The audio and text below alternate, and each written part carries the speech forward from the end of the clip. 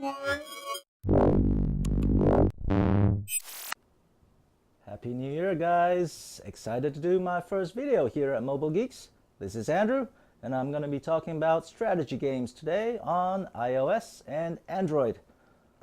I'm going to count down the top 10 of my personal favorites. I'm sure there are other relevant games out there which might or should have made the cut, but there are so many good games to go through and a lot of tough choices. So if you know something truly worthy, be my guest. Let me know in the comments.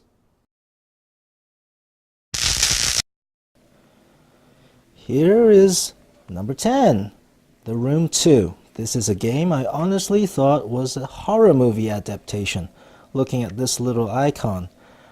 In The Room 2, you are confronted with the task of solving these contraptions, which look like they could be from Dan Brown's The Da Vinci Code.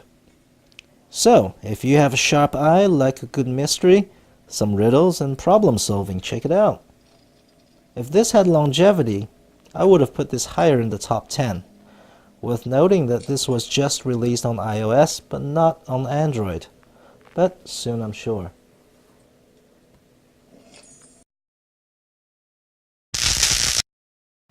At number 9 we have Words with Friends and Scrabble. Here's a classic game, or two versions of the same game, which a lot of people still get into, and truly has stood the test of time. Unlike chess, you're likely to find a compatible opponent due to its popularity, just as long as they speak English, of course. I personally prefer Words with Friends over Scrabble for the fact that it feels more satisfying having higher scores. But at the same time, Scrabble allows you to have only one player. You could play the computer. I would advise to memorize the two-letter words, try compound words, put in prefixes and suffixes. And just know that if a word works in one game, it doesn't necessarily mean that it will work in the other. Like the word remix. That cost me a game. There's a cool feature that allows you to use your phone to see your tiles, so you don't need to keep passing that tablet around.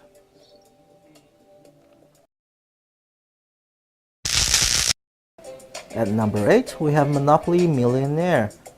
Here's a twist to the classic game Monopoly. One thing that I hated as a kid were the sleepless nights.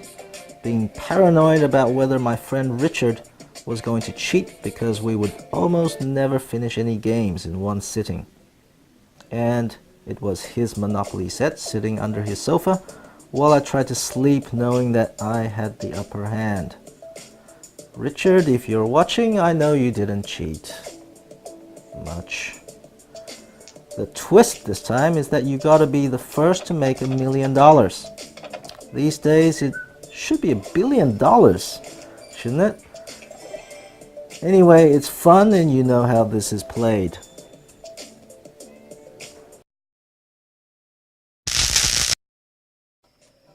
At number 7 we have Bad Piggies. If you played with Lego as a kid, then you will love this. You have to try and build a contraption with given pieces to carry the Bad Piggy to travel across the finish line, and try to do it within limited time or achieve the objective of getting stars first along the way.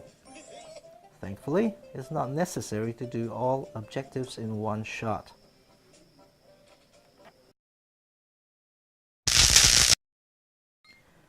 At number 6 we have Tetris Blitz. If you chase high scores in Tetris like I do, but you don't have time or the patience to sit through the easy levels, then Tetris Blitz is great on the road. You can try and get the highest score you can within 2 minutes. I know what you're thinking, hardcore Tetris fans. No physical controls? No way! No worries. All you gotta do is rotate the Tetris piece and select where you want the piece to go. It's cheating a little bit, but necessary and a welcome feature, in my opinion.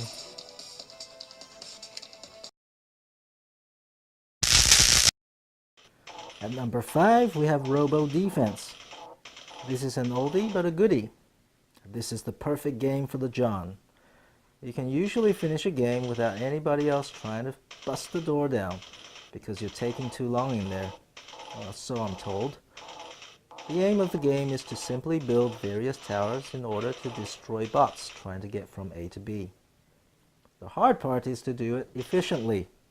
Ultimately, you gotta try and figure out how to make the bots go the longest route possible and maximize the number of times your towers can attack.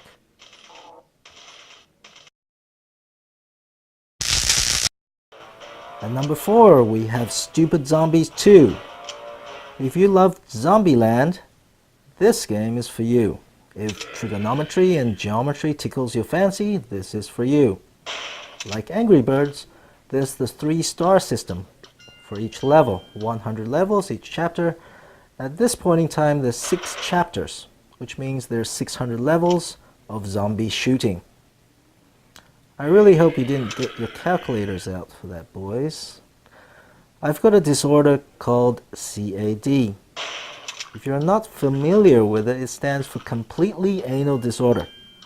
So don't confuse this with technical drawing. Given that I have a serious case of CAD, means I'm an obsessive and compulsive person and I collect stuff. So for games like this, I'm incapable of finishing a level and moving on to the next unless I get 3 stars. Now, if you also have CAD, I think you'll enjoy this because the levels are bite-sized chunks. So you don't sit on the john for 9 hours because you simply must get 3 stars.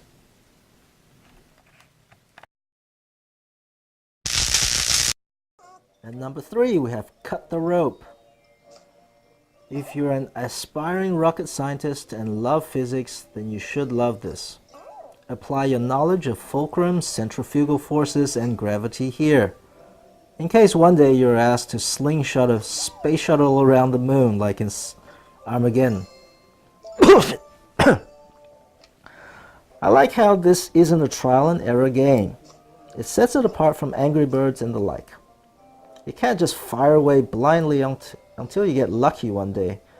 Sometimes you actually need to visualize and plan ahead, then execute with timing. If you don't, it can be pretty humorous. At number 2, we have Plants vs. Zombies 2. There are new zombies, new obstacles, and new worlds. I really liked the Christmas theme not too long ago. There are special powers on the bottom right, if you like cheating that is. There's Zap, Flick, and Pinch. There's plant food that mutates the plants on the bottom. If you put the leaf on one of the plants, you will mutate it into something different. You should try that, that's pretty cool. If you love chess, then you should love this. I really love this because you have to know your enemies and you have to use your pieces efficiently, no matter how insignificant they may seem. And you have to manage time and space, like chess.